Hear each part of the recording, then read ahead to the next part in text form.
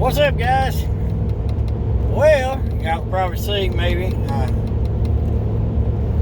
Got my work shirt on. It is 2 a.m.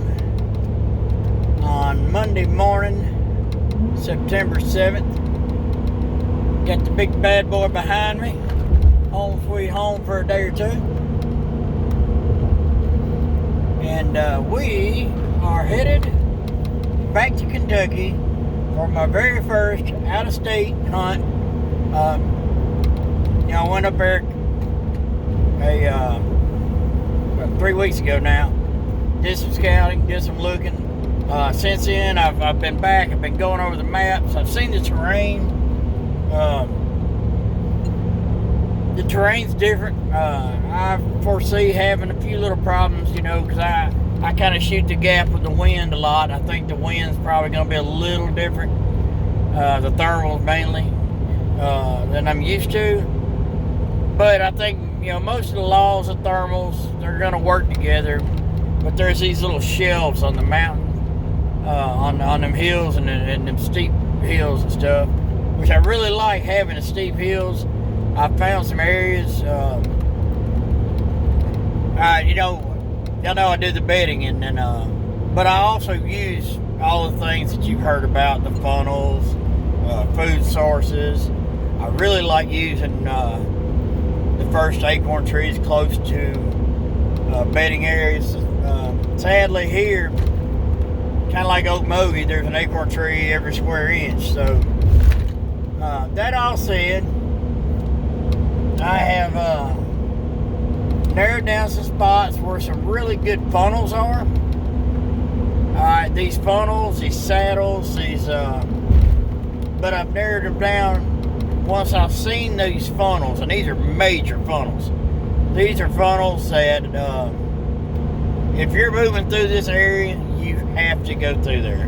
One of them is great. It's got a cliff on one side.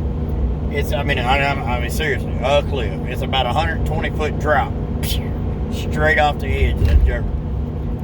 Saw it when I was up there scouting. I've got a pair of sunglasses laying over there somewhere, Costa Del Mar, that I hope to find. Been up there for 3 weeks now. But anyway, I'm not necessarily going to hunt the funnels. What I did was I broke it down into my style of hunting. And I think that's important for everybody. When you go new places, you can still use your style that works for you. And mine is the bedding, so. I'm going to use these funnels, but only to one end. I'm going to use the funnels. I'm going to look at the cover, the thick cover that's there, that's accessible for those bucks to travel, and the bedding. Mainly the bedding. So, if I knew I had to use this funnel to move through this part of the world, where's the best bedding from there? So that's kind of the plan, at least for day one. Probably, I worked last night. I've been on night shift last week. So I got about a 4.5 hour drive, 4 hours, 39 minutes, I think what Google said. Just with the truck, pulling a camper, you can take on about an hour. I'll have to stop for gas and stuff. But, that's the plan. I'll get there. I'll get set up, get moved in. I plan on taking about a 2 or 3 hour nap. I did find some areas pretty close to the road that most likely tonight what I'll do is once I get in there and get my stuff set up, get home sweet home set up,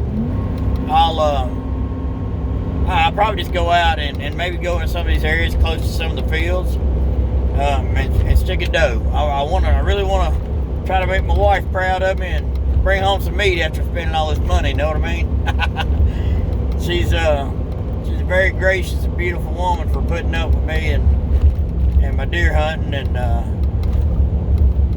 I try to listen to her when she says I've gone too far, because I will when it comes to deer hunting. This year, I started out a lot earlier.